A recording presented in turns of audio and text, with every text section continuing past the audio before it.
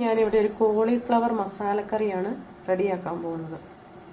അതിനായി ഈ ഒരു പാത്രത്തിൽ വെള്ളം തിളപ്പിക്കാൻ നേരത്ത് അതിലേക്ക് ഉപ്പും മഞ്ഞൾപ്പൊടി ഇട്ട് കൊടുത്തിട്ടുണ്ട്.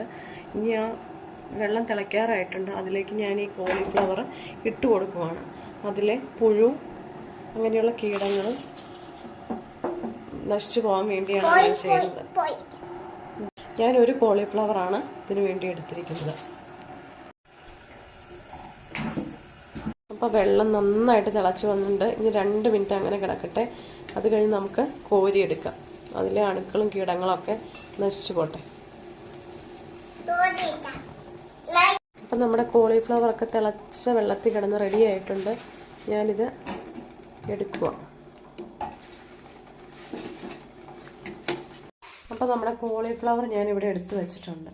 ഞാനിവിടെ കുറച്ച് ചെറിയ ഉള്ളി, ഒരു കഷ്ണം ഇഞ്ചി, കറിവേപ്പില, പെരിഞ്ചീരകം, വെളുത്തുള്ളി ഇത്ര എടുത്തിട്ടുണ്ട്. ഇനി ഇത് നമുക്കൊന്ന് മിക്സിയിൽ അരച്ചെടുക്കാം. ആ ഇൻഗ്രീഡിയൻസ് ഞാൻ മിക്സിയുടെ ജാറിൽ വെള്ളം ഒഴിക്കാണ്ട് ഇത് അരച്ചെടുത്തിട്ടുണ്ട്. ഇനി നമ്മുടെ കോളിഫ്ലവർ ഇതിലൊന്ന് മാഗ്നേറ്റ് ചെയ്ത് വെക്കാം. എനിക്ക് അല്പം ഉപ്പുപൊടിയും കൂടെ ഇട്ട് കൊടുക്കണ്ട കേട്ടോ. നമ്മൾ ഓൾറെഡി വെള്ളം തിളപ്പിച്ചപ്പോൾ അതിൽ ഉപ്പുപൊടി ഇട്ടിട്ടുണ്ടായിരുന്നു. ഇനി ഇത് നന്നായിട്ടൊന്ന് മാഗ്നേറ്റ് ചെയ്ത് കൊടുക്കാം. ഞാൻ ഈ പാനിൽ അല്പം എണ്ണ ഒഴിച്ചിട്ടുണ്ട്. ഇപ്പം നമ്മൾ മാഗ്നേറ്റ് ചെയ്ത് വെച്ച കോളിഫ്ലവർ പീസസ് നമുക്ക് ഇതിലേക്ക് കുറച്ച് വെച്ചിട്ട് കൊടുത്തൊന്ന് ഫ്രൈ ചെയ്തെടുക്കാം. ഷാളോ ഫ്രൈ ചെയ്തെടുക്കാം.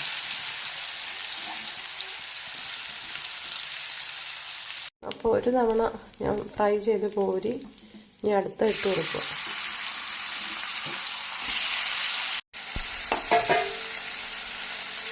ഞാനിപ്പോൾ കോളിഫ്ലവർ ഷാളോ ഫ്രൈ ചെയ്ത പാത്രത്തിലേക്ക് തന്നെ അല്പം ഓയിൽ ഒഴിച്ച് ഇനി സവാള അതേപോലത്തെ ഇടുവാണ്.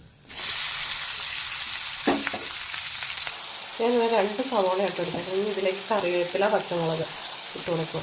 ഇനി ഒരു ബ്രൗണിഷ് കളർ ആവുന്ന വരെ നമുക്കൊന്ന് വഴറ്റിയെടുക്കും. അതേ നമ്മുടെ സവാളയൊക്കെ ഏകദേശം ബ്രൗണിഷ് കളറായി. ഇനി പൊടികൾ ഇട്ട് കൊടുക്കും കേട്ടോ.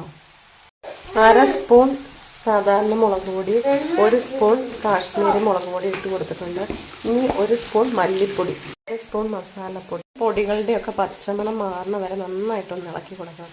ഞാൻ ഓൾറെഡി അത് മാഗ്നേറ്റ് ചെയ്യുന്ന സമയത്ത് കോളിഫ്ലവർ മാഗ്നേറ്റ് ചെയ്യുന്ന സമയത്ത് മഞ്ഞൾപ്പൊടി ഇട്ടിട്ടുണ്ടായിരുന്നു. അല്ലാതെ വെള്ളം തിളയ്ക്കാൻ വെച്ചപ്പോൾ അതിലും ഇട്ടിട്ടുണ്ടായിരുന്നു. അതുകൊണ്ട് ഞാൻ പിന്നെ മഞ്ഞൾപ്പൊടി ഇട്ടില്ല കേട്ടോ. അപ്പോൾ ഇതൊന്ന് നന്നായിട്ടൊന്ന് നമുക്ക് ഇളക്കി കൊടുക്കാം. അതിൻ്റെ സ്മെല്ലൊക്കെ മാറുന്ന വരെ ഇളക്കി കൊടുക്കാം. അതിൻ്റെ പച്ച സ്മെല്ലൊക്കെ നന്നായിട്ട് മാറി. ഇനി ഞാൻ കട്ട് ചെയ്ത് വെച്ചിട്ട് ഒരു തക്കാളി ഇട്ട് കൊടുക്കുവാണ്.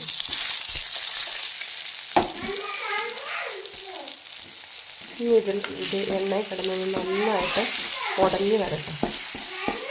അപ്പം നമ്മുടെ തക്കാളിയൊക്കെ നന്നായിട്ട് ഉടഞ്ഞ് വന്നിട്ടുണ്ട് കണ്ടോ.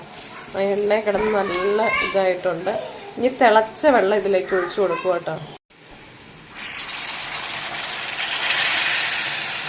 ആ വെള്ളം ഒഴിച്ചു കൊടുത്തിട്ടുണ്ട്. ഇനി നമ്മുടെ കോളിഫ്ലവർ ഫ്രൈ ചെയ്ത് വെച്ചേക്കണം കൂടെ ഇങ്ങോട്ട് ഇട്ട് കൊടുക്കുക.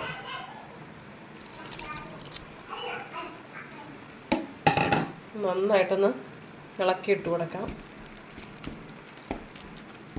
ഇതെല്ലാം കൂടെ നന്നായിട്ടൊന്ന് മിക്സായി. ഉപ്പുണ്ടോ നോക്കണം കേട്ടോ. ഞാൻ സവോളയ്ക്ക് ഉപ്പിട്ട് കൊടുത്തുകൊണ്ട് ഇതിന് ഓൾറെഡി ഉപ്പുണ്ട്. അതുകൊണ്ട് ഉപ്പുണ്ടോ നോക്കിയിട്ട് ഉപ്പില്ലെങ്കിൽ ഇട്ട് കൊടുക്കണം. ഇനി നന്നായിട്ടൊന്ന് തിളച്ച് വെന്ത് ഗ്രേവിയൊക്കെ വറ്റി വരട്ടെ കേട്ടോ. നന്നായിട്ട് മൂടി വയ്ക്കാം. അപ്പം നമ്മുടെ രുചികരമായ കോളിഫ്ലവർ മസാലക്കറി ഇവിടെ റെഡി ആയിട്ടുണ്ട് കണ്ടോ.